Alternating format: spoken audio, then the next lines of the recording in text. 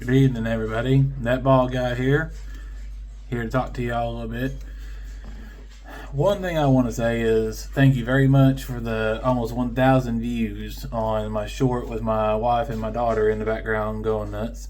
They really thought that was something, so thank you for that. Also, I was going to say, I've noticed I've had quite a few views on YouTube. This is mainly for my YouTube viewers. I'm just asking you guys, it doesn't cost anything. Make sure you like, subscribe, comment. Tell me a few things about what you're seeing, what you like. Apparently y'all like hearing my wife in the background talking. But anyway, I'm going to try to do this with just one take tonight. So, see how that goes. But anyway, y'all know usually whenever we got these videos going on, I'm going to do a little bit of talking about Jesus. Well, that's what I'm doing tonight. I'm not really going to read a lot out of the Bible today. I'm just going to talk about something that, I've heard a lot of people going on about, a lot of things with, why isn't Jesus helping me? Why isn't he doing, what I'm asking him for? The thing is that he's not going to give you what you want at your time. You're not the one that decides when it's time for you to get something. We have to wait for his time. And a good thing to look at from that, if you want to ever reference it, would be John chapter 11. It's whenever Jesus finds out that Lazarus had passed away. And, it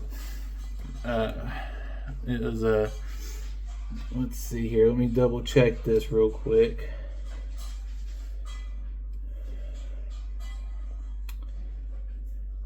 It was Mary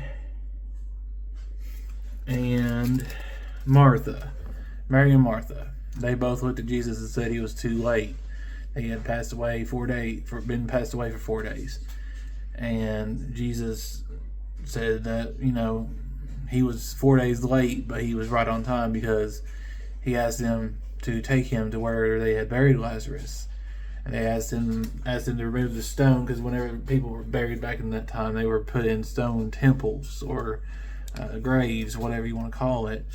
So he asked him to remove the stone, and he just raised his hands and spoke to God and said, "Let me prove to them who I really am and that you sent me here."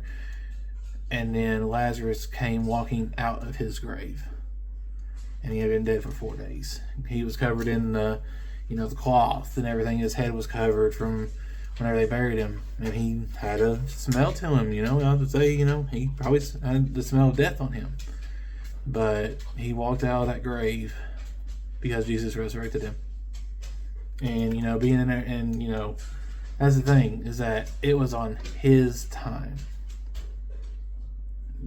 People still got what they wanted. That Mary and Martha, they wanted Lazarus to be with them. They didn't want him to pass away. And they said, "You were too late." He wasn't too late. He got there right on his time and gave them what they wanted, but they just had to be patient, and they had to have faith in him and believe in him. And just like I was saying, let's see, we'll read a little bit out of here. It says that Jesus therefore again groaning in himself cometh to the grave. It was a cave, and a stone lay upon it. Jesus said, "Take ye away the stone." Martha, the sister of him that was dead, saith unto him, "Lord, by this time he stinketh, for he hath been dead 4 days." Jesus saith unto her, "Said I not unto thee, that if thou wouldest believe, thou shouldest see the glory of God?" Then they took away the stone from the place where the dead was laid, and Jesus lifted up his eyes and said, "Father, I thank thee that thou hast heard me, and I knew that thou hearest me always. But because of the people which stand by, I said it, that they may believe that thou hast sent me." And when he thus had spoken, he cried with a loud voice, "Lazarus, come forth." And he that was dead came forth, bound hand and foot with grave clothes, and his face was bound about with a napkin. Jesus saith unto them, Loose him and let him go. So, as you see, as you heard from that verse, he might have been 4 days late by their standards, but he proved to them that nothing is impossible with him. You know, he has had times that he had not raised the dead because it was not the will of, his will. But it was not Lazarus's time, and he was showing them that he is able to do amazing things as long as you believe in him and keep your faith in him. And faith is a very, very tricky thing. It's, you say all the time, you believe in God, you believe this and believe that. But a lot of it is not just believing in God. You have to trust in God. You have to trust that he is going to make the best decisions for you. Because, like I've said in my previous videos, I have given up worrying about things. I have stopped worrying about how am I going to do this, how am I going to do that, because God's going to give me exactly what I need when I need it. And that's happened here recently. I've had a lot of things going on that I don't talk about on here because, it's personal things, but, I had faith that God was going to provide for me and give me what I needed, and he has. So I just had to wait until it was his time, not mine, because he knows when I need something, and he's going to give it to me when I need it, not when I want it, when I need it. And that's a big thing. We all have wants. We all have a lot of wants. And sometimes we'll confuse those wants with needs. But a need is something you need and you will not be able to get through without it. A want is something that you want to happen. I want $1 million. That ain't going to happen. I say we all want that around this time in this economy. But I don't need $1 million to live my life and be happy. I need my family, my faith. Those things you cannot buy with money. And as much faith as I have given this past, 6 months since, I've gave everything to God, I've gained so much more. I've gained peace of mind. I've gained peace of my spirit. I don't have to worry about things like I used to. There's a time in my life whenever I heard something, I would get just so upset. I'd cry, I'd lose my cool about it. I don't do that no more. Because I know that, whatever's going on, it's supposed to be happening that way. And there is a reason behind it. And I'm not going to understand the reason every time. There's still times that I want to sit here and I want to question, why did this happen now? And why, as people that I love, have to go through certain things. It's all trials, tests, it's things that we have to go through. And, anything I have trouble with, I go to this book. And if it's, I don't know it as well as, most people probably know theirs. I use my phone. I look up, if I'm feeling sad, angry, what Bible verses to look at. And that is a very good tool. Your phone is good for that too. Be like, what Bible verses are good for anger, or what Bible verses are good for anxiety? Read them. Take them in. Don't just read them, just actually absorb it. And take the time to process it through your brain, That way you can be like, okay, this makes a lot of sense. And it does help, it helps me. But I'm not going to say I'm not telling anybody how they need to live their life, because everybody experiences faith differently. But there is one thing that's absolutely true no matter what. You have to be completely in. You can't be, as people will call them, lukewarm Christians. Pick this, follow this, but don't worry about this one back over here. I can't stand that. You have to accept this entire book. You cannot just accept certain things about it. it's not the way it works.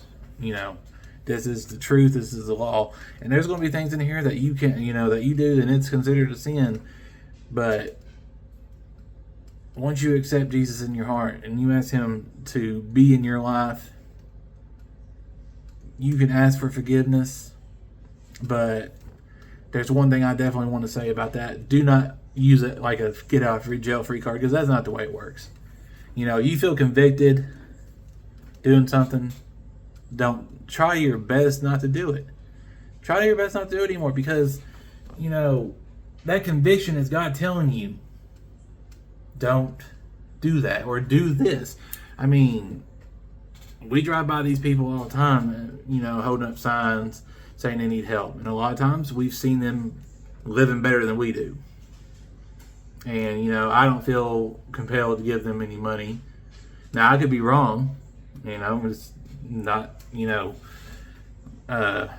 too far-fetched to say that I would be wrong, assuming that they're perfectly fine. They might be doing okay, but it might be the only way they can make ends meet. I don't know. But there's been times I have felt in my heart to give them something, and I've gave people money that I feel like they actually do want or need help. And the feeling that you get when you do something that God tells you to do, like you feel it in your soul that God's telling you to do something. When you do it, it's just an exhilarating feeling. I can kind of explain it, but I can't really. It's like a cool crispness in your chest, and you feel it's just so overwhelming that it will make you cry. You feel like you just have hands on you that are caressing you, like, thank you for doing what I've sent you here to do. It was amazing.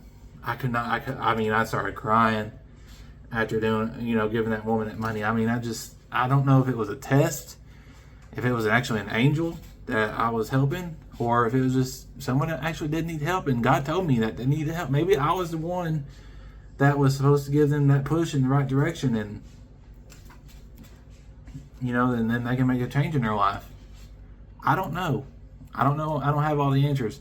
And if anybody sits here and tells you they have all the answers, they're lying to you. But a lot of the answers are in this book right here. But you have to have it in your heart too, to be able to find those answers and actually get those answers without, it's a lot. It tests you a lot. I will say that. But, guys, I'm just here. I'm a messenger, and I'm sure people have heard that song. I'm just a nobody telling everybody about somebody who saved my soul. And that's exactly where I'm at. That is exactly, I didn't think I would ever be a person like this. I never thought I'd be sitting here talking about religion to anybody. But here I am, just a normal guy talking to you guys about things that, I've experienced. And I want to hear about your all's experiences too. Don't let me just be the only one up here talking about this kind of stuff. Let's share our testimonies with each other. That's what this page can be about. We can talk about, there's DoorDash on this channel too, but there's also this. There's also an opening for anybody here that sees these videos and watches all the way through and hears my story. Tell me about yours. I want to hear how God has changed your life. I want to hear about how you are a different person because of one decision you made. One decision that you made. If you decided to follow Christ, I want to know how that made you feel. I want to know exactly all about it. I want to know about anybody's experiences, because it's amazing. I feel amazing. I feel amazing from it. And I just want to know how many other people are happy or feeling the same way I am. But guys, I appreciate you all listening to me tonight. And like I said, I was going to try to do this in one take. So I apologize for any pauses or maybe a few mess ups. But, I really enjoy doing this kind of stuff. And I would appreciate if y'all could, you would like, subscribe, comment. Because, we could change the world like this, get everybody talking about God, get God back out there in this world that's falling apart. Because that's what this world needs right now. We need God in our lives, and we need to be able to, know that we can come to Him when everything's falling apart, because it's going to come one day. I'm not going to be one of these ones that say it's close, but none of us know when that day comes. Why not be right with the Lord while you have the chance to? But guys, I want to say that's it for today. Like I said, it's been great talking with y'all. And as I always say in these videos, and it's just going to be the way I close them out, because it's the truth. But God loves you. I love you. See y'all later. Have a good night.